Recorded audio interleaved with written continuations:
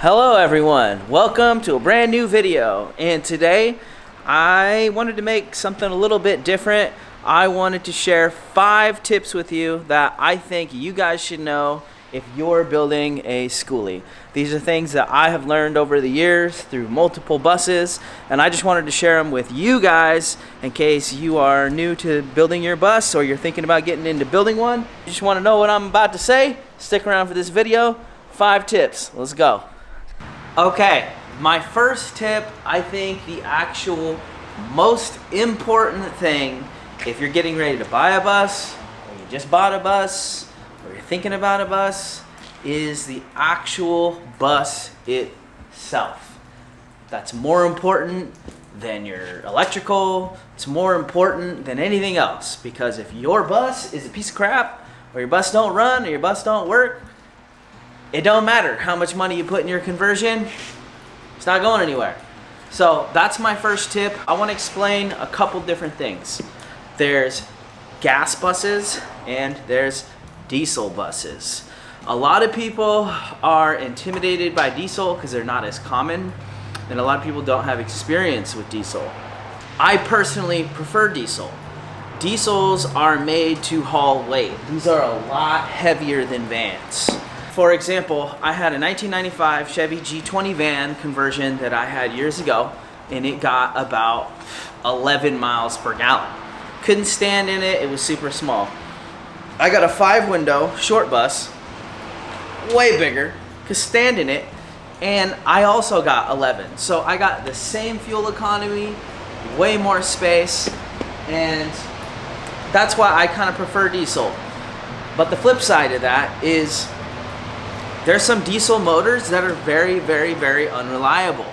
I personally only like the 7.3 Power Stroke diesel.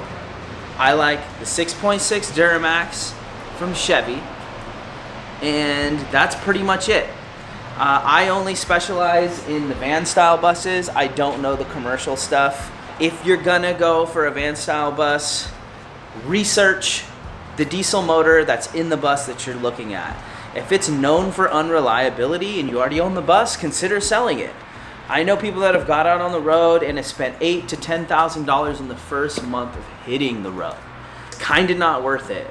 If you have the van styles, 6.6 Duramax, 7.3 Power Stroke, nothing else. Don't buy anything else in the van chassis as far as diesel. If you have a commercial style bus, I don't have experience in that arena. Just research that motor and come up with your own conclusion, whether you want to move forward with the bus that you have or whether you're looking for something specifically. Now, gas is a little bit different. There's also gas buses. They're typically the van chassis. Gas is a way more simple system, and they're kind of all pretty much decent. As long as you buy a gas motor and you're okay with having half the lifespan, and I mean, any mechanic can pretty much work on a gas motor. So it's like, it is a safer bet. You're gonna lose fuel economy and you're gonna lose distance. A diesel motor will go 500 to 1,000,000 miles, like on average. Gas motors typically die out about 200K. That's something to think about when you're looking at the bus. The other thing I wanna touch at as far as the bus is concerned is rust. Some people don't think about it. People think you can just treat rust and it goes away. That's kind of true. The thing is, you can treat everything that you can see, but there's going to be a lot of rust that you can't. That's inside of places that you don't know about or that you can't get to. And it's going to rot away the body of your bus or the chassis. So one of the things I look at when I'm buying a bus, I typically buy them from deserts, where there isn't rain, there isn't moisture like that, there's no water damage, there's no rust. The first thing I do is I get underneath the bus and I look around. If I see rust rotting away any part of that chassis, I won't touch it, because like that's dangerous. Like the chassis falls out, you're gonna die probably. One thing to look out for is looking for rust. The other thing that I see a lot of people do is they will buy their bus and then it sits in their mom's front yard where they'll while they are building it for the course of the next year to 3 years. and they're not starting it, they're not checking it. They buy a bus, they sit it, and they just start building it. Like, you need to make sure that your bus is reliable before you dump time and money in it. The last thing you want to do is buy a bus for however much, spend $30,000 on a conversion, you go to take off and it don't start. You get on the road and it breaks. Like, all your money and time is just gone. A habit I'm always in is I'm starting the vehicle at least every other day if I can, just to keep the fluids going through it. You want to make sure you're driving it, just because the thing is, like, that's how vehicles go bad, is just sitting, right? The other thing to do is I personally always take my vehicles to a mechanic that specializes in the vehicle. Have it gone through, have it looked over, make sure there isn't a $10,000 repair sitting there waiting for you. So tip number one, the most important tip, make sure the bus is solid for yourself. Do yourself that favor. Let's get on to the next tip. Figured I'd change the scene up so you guys aren't looking at the same thing the whole time. So the second tip is re-registering the vehicle and insurance. Now, this is a tricky one because every single state has different rules and laws. Okay? Now, I'll just get the elephant out of the bag right now. As far as insurance, I use State Farm. Okay? If you are in Oregon, I have a State Farm guy that owns his company and can hook you up. So if you're in Oregon and you need insurance for your bus, find a way to contact me and get his information. Like, he is a magical miracle worker. But everybody that doesn't live in Oregon and they need insurance, as long as you pretty much go to State Farm, they can pretty much insure you in every state. It's cheap. I've heard so many horror stories about how you can't have a wood stove, you can't do this, you can't do that.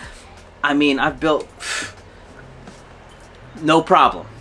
Okay? So, insurance, do your own research. I use State Farm. Let's move on to re-registering. Alright, now, this one's real tricky. I've heard people that have had a lot of problems trying to get their bus re-registered into an RV. Now, let's talk about that for a second. Your bus is a commercial vehicle as it leaves the school district. The thing about a commercial vehicle is, unless you have a business, like, it could be hard to get it insured. The other thing is, it's expensive. Like, it's expensive to register a commercial vehicle. The reason that I like to re-register the vehicle as an RV is for a few reasons. Now, again, this is my state. It could be different in your state compared to mine, but it makes it way cheaper to insure. Think about these $50,000, $100,000 RVs out there. They're insured for that. When I got my bus re-registered as an RV, like, it's at a dollar amount too. So it's like, I can say it's worth this much money and you can insure it for that much. It's also way cheaper. When you go to register it, it costs more typically, and it's usually by the foot, but like, it's just a big deal. The other thing is, it gets you out of certain things. Like, you might not have to have seatbelts in the rig now that it's an RV. You can have people moving around. So like I said, every state is a little bit different on the rules and regulations. I recommend that you get your bus re-registered to an RV. It's a whole nother video on like how to do all that. Insurance, State Farm, registered as an RV. Just trust me on this one. Also do your own due diligence. Tip 2. Tip 3 of things that I think you should know about is the layout of your rig. It's very, very important, the layout of your rig. Now, I will just talk about a few things. Everybody's needs are going to be different, right? You should look at what you need, what you want to do. Look at the things you want to put in the bus. What are things that are important to you? Like, do you need a shower stall? Do you need a toilet? Do you want a garage style bed, or do you want a diner? Like, these are things that I can't answer for you. I'm going to tell you my experience with a couple different things that I have tried, and then maybe it'll help you decide what you're gonna do for your layout. I typically always do the raised bed in the back with the garage space underneath. It's easy and it comes in so handy. I can just throw anything I want underneath the bed. Dirty laundry, firewood, just junk, all kinds of stuff. It's a whole bunch of space. I typically do it 20 inches tall. That's a whole nother thing, but that's like a thing, right?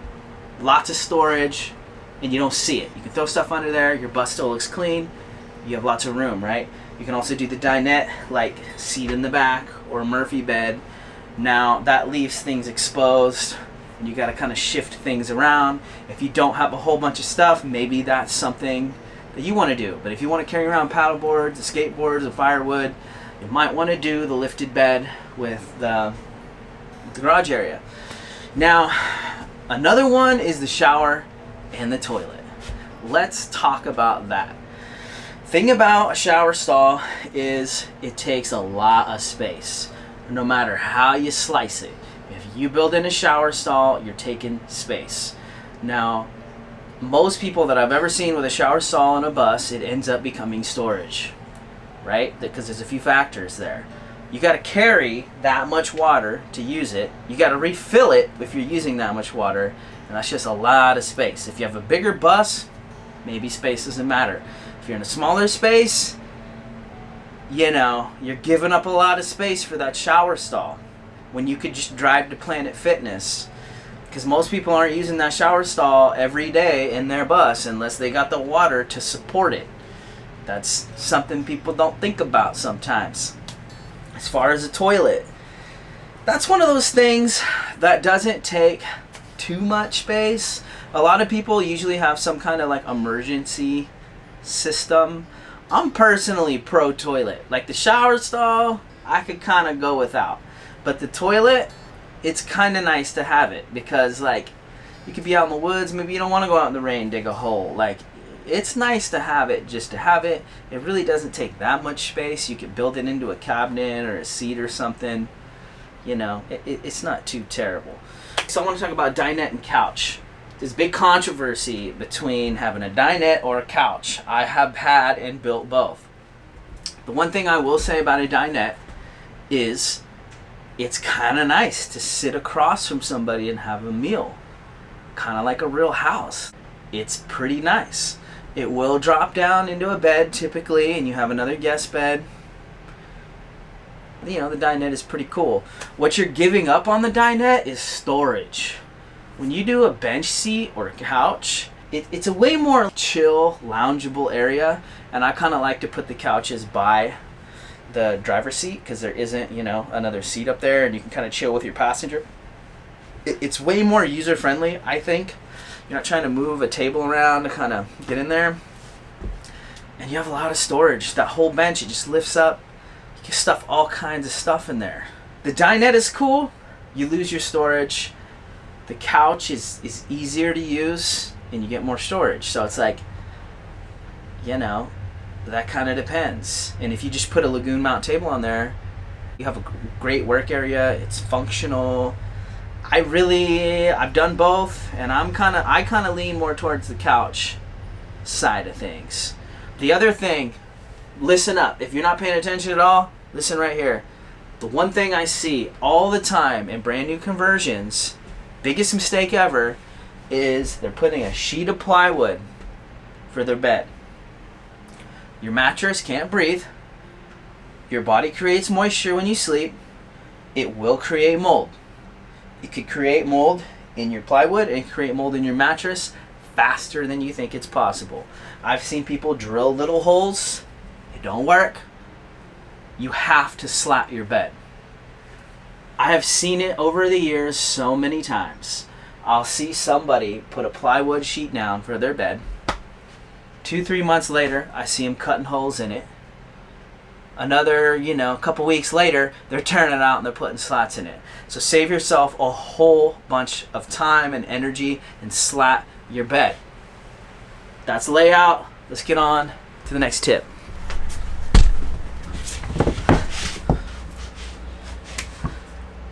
Tip 4 is electrical. This is one of those things that a lot of people are real scared about, and there's just, everybody's got an opinion. I have an opinion too. I'm going to share it with you. My first thing I want to say to you is, if you are not comfortable and you have no idea what you're doing, get help. Hire somebody. The electrical is not something that you want to play with. Like, you can create a dangerous situation real quick. You'll see it on Instagram all the time, these buses that burn down. Don't play with the electrical. If you're not comfortable and you don't think you can figure it out, hire somebody. There's no shame in it. There's like this thing is like they have to build their whole bus all by themselves. It's like, you'd be surprised how many people are hiring out for certain things and hiding it, which is weird. If you need help, get help. Now, the other thing I want to talk about electrical is most people overbuild it like crazy. I personally think, and it depends on your needs, right? It depends on where you're at. It depends on what you're running. It depends on all that. That's kind of the one thing I will say to you is, look at what you're gonna put in your bus and kind of build it around that. A lot of people are scared of propane. Propane is very efficient. Propane is cheap. It's not as scary as people think, and it saves your electric by a lot. The other thing too is, people always are asking me about AC units. As soon as you introduce AC units into the game, it's going to cost you thousands, $3,000 to $5,000 to $6,000 more for AC. When in my, and you know, I'm not out in Florida or Arizona or whatever, but in my opinion, you open the windows, the cross breeze cools the bus way faster and way more than people actually think. I think by that and fans, you're pretty good, and it doesn't cost you much electric. You put an AC unit in, most people are trying to put mini splits in there. Most people don't have the power, or you're going to spend so much money to power that thing. Most of the AC units that you see on buses, they're only able to be working like when the bus is in shore power, which isn't often. So it's like an illusion. It's sitting there, but they're not even using it. Now, there is some new products out on the market. I think there's this company called Nomadic Cooling Company. They're coming out, I haven't used it, but they have this like, it's like $3,000 or something, and it's supposed to be really efficient. I don't know, there's new technology out, but like $3,000 is a lot of money for an AC unit. Now, like I said, I don't think you need that much. Most people aren't running all that craziness, right? I personally, 200 watts of solar on the roof. I like at least 30 amps on a DC to DC charger. I like 200 amp hours of lithium, and that's pretty much it, you know, and a 2000 watt inverter. But all I am running is like laptops. I'm charging 2 laptops, usually 2 people editing all night. I'm charging camera batteries, charging my phone, and like, I'm solid. I guess on the electrical thing, it's really hard. I just see people put like thousands of watts of solar and like $5,000 in a battery bank, and they're charging their phone. That's crazy. My advice on electrical is, don't listen to the dude who has $10,000 in his electrical system just because he can. I mean, if you got money like that and you want to blow it, go for it. But a lot of people overbuild their electrical system. So my advice to you, what are you going to power? Build your electrical system to that, not to what this dude says that you think is right. Okay? Next tip. Okay, you've made it. If you made it this far, you obviously, you know, you're doing your due diligence. I appreciate that. This is tip 5, the final tip for your schoolie or bus. Now, some of you, this might rub you the wrong way. But tip 5 is be realistic. Okay? I know you're super excited about this new bus you got or this idea, but be realistic. What do I mean by that? If you don't have a whole bunch of money in the bank, be realistic on how you're going to build your bus. You know, you need to budget the whole build. So it's like, don't put all your money in one thing and then not have money to do something else. And you kind of need to look at your budget, and then you got to make decisions on like what you're going to do in the build according to that budget. It's like you could buy a $200 battery, buy a $2,000 battery. That's the type of thing I'm talking about. The other thing is, you got to let go of that perfection thing. A lot of people, it's kind of a real tricky deal. Now, unfortunately, I see more buses never get finished and end up on Craigslist as a partial build than I do get finished. That's a fact, and that's sad. Now, this is where I'm going back to being realistic. Most people who are trying to build out a bus have no prior experience, never owned a power tool. Some people, you know, you may have a little experience. It's a little different. But I would say the majority of people are walking into this, including myself years ago, and I had zero experience, zero tools. Okay? If you're one of those folks, yes, you can learn. Yes, there is YouTube. But like, another fact is, most people that you see on social media that are van lifing or they're bus lifing full time, they're living in their second or third build.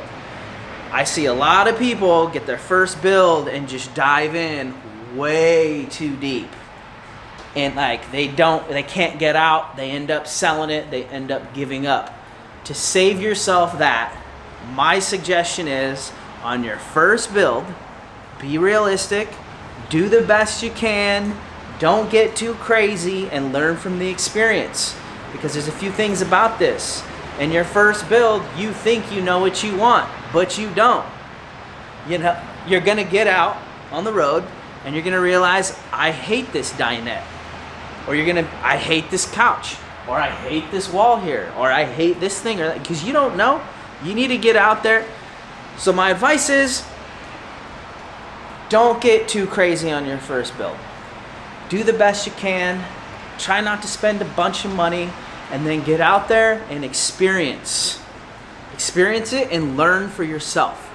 Learn what you think is you need. Learn what you think you want. You're gonna know when you get out there. You don't know until you do it. That's one of my biggest tips, right? Because I see people just tearing the whole thing apart, don't know how to put anything back up. If you don't know electrical, maybe buy a Jackery, hire somebody. Like, if you can't build anything, maybe go to IKEA or Walmart. Just throw some stuff in there. That's what I mean. Like, be realistic. For example, my first bus, I hated the layout.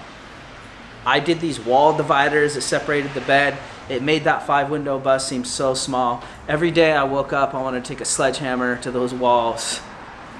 I ended up selling the bus and starting over. I didn't know.